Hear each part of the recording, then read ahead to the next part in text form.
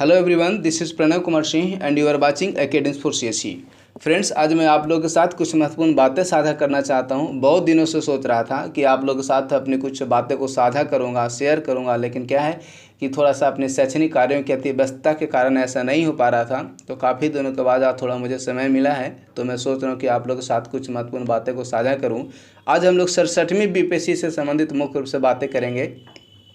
तो फ्रेंड्स देखिए, यह जो 67वीं बीपीएससी की प्रारंभिक परीक्षा है वह पूर्व में 20 एवं 22 सितंबर को आयोजित होनी थी, जो कि रीशेड्यूल होकर 21 सितंबर को प्रस्तावित हो गई है। हालांकि इसकी तिथियों को लेकर भी थोड़ी सी अनिश्चितता की स्थिति विद्यमान है, और यह जो अनिश्चितता की स्थिति है वह तब तक बनी रहेगी जब तक कि इस संबंध में कोई आधिकारिक सूचना बीपीएससी अपने वेबसाइट पर अपलोड न कर देती है। क्योंकि कुछ लोगों का कहना है कि यूपीएससी का मुख्य परीक्षा है, तो कुछ लोग कह रहे हैं कि नेट जेआरएफ की परीक्षा है। तो ऐसी स्थिति में थोड़ी सी अनिश्चितता की स्थिति विद्यमान है।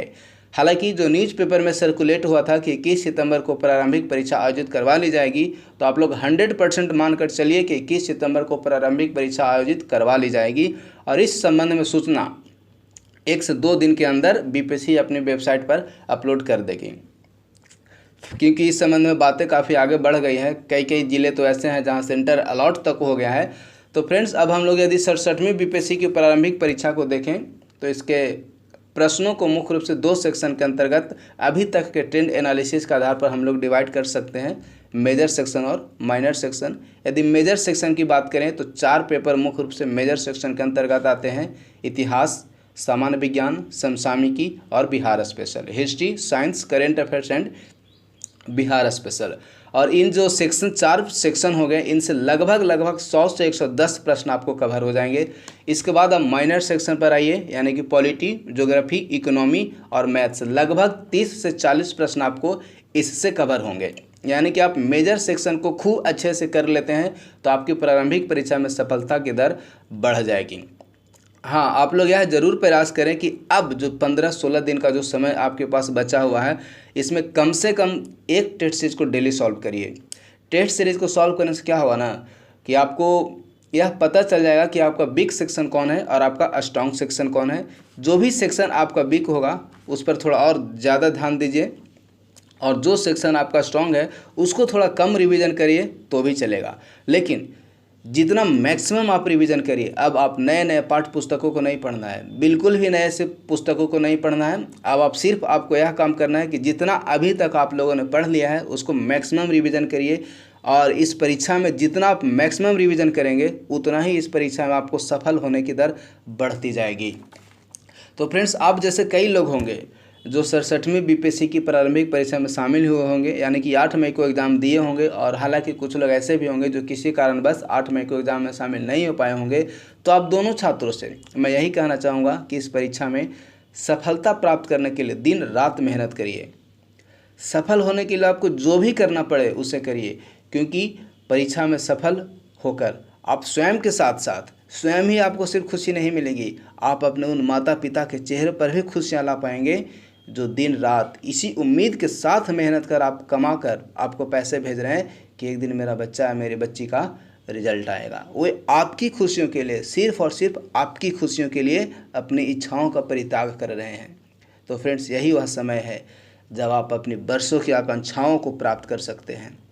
इस संघर्ष में आपके पास खोने के लिए कुछ नहीं है, लेकिन हाँ, पाने के लिए ज़रूर कुछ है। सामाजिक प्रतिष्ठा, आर्थिक संपन्नता, राष्ट्र और समाज की सेवा का अवसर आदि अनेक अवसर आपको प्राप्त होंगे जब आप पदाधिकारी बनकर, सरकारी पदाधिकारी बनकर उन उद्देश्यों को आप कर पाएंगे, अपने वर्षों की आकांक्षाओं को पूर्ति कर पाएंगे। सबसे प्रमुख बात यह है कि आप सरकारी पदाधिकारी बनकर सुदूरवर्ती क्षेत्रों में सरकारी योजनाओं के लाभ से वंचित रहने वाले गरीब, कूड़ा चुनते हुए उन बच्चे, अस्पतालों में अव्यवस्था का शिकार झेलते हुए खाट पर पड़ा हुआ रोगी, किसानों की आर्थिक दुर्दशा, पारिस्थितिकी विनाश के कारण क्रंदन करते हुए पशु पक्षी, उन सभी की समस्याओं का आप निवारण कर पाएंगे। उनके चेहरे पर आप उनके चेहरे पर खुशियां ला पाएंगे। तो फ्रेंड्स, अपने उद्देश्यों की प्राप्ति करने के लिए जो 24 आवर की जो लिमिट है ना, आप इसमें लिमिटलेस तैयारी करिए। जितना समय आपके पास बचा है उसका भरपूर उपयोग करिए, ताकि बाद में आपके पास बिल्कुल भी अफसोस नहीं रहे कि यार थोड़ा सा और मैं मेहनत कर लेता ना तो पास हो जाता प्रीलिम्स परीक्षा। तो ऐसा नहीं होना चाहिए।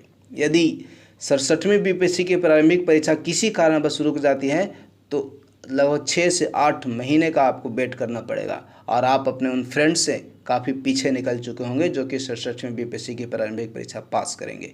जब आप 67वीं बीपीएससी की प्रारंभिक परीक्षा पास करेंगे तभी आप दूसरा स्टेज मुख्य परीक्षा को लिखेंगे। तो फ्रेंड्स खूब मेहनत करिए ताकि 67वीं बीपीएससी की प्रारंभिक परीक्षा में आपका रिजल्ट आए। और हाँ, अंत में मैं कहना चाहूँगा कि जैसे ही 67वीं बीपीएससी की प्रारंभिक परीक्षा समाप्त होगी, एकेडमिक्स फॉर सीएसई आपके लिए मुख्य परीक्षा का निःशुल्क तैयारी करवाएगा। इसमें आपको रणनीति बताते के साथ साथ हम लोग यह प्रयास करेंगे कि आपके मुख्य परीक्षा की तैयारी निःशुल्क करवाई जाए। आप लोगों की मुख्य परीक्षा के लिए लगभग 100 महत्वपूर्ण प्रश्नों का मॉडल उत्तर तैयार किया जा रहा है।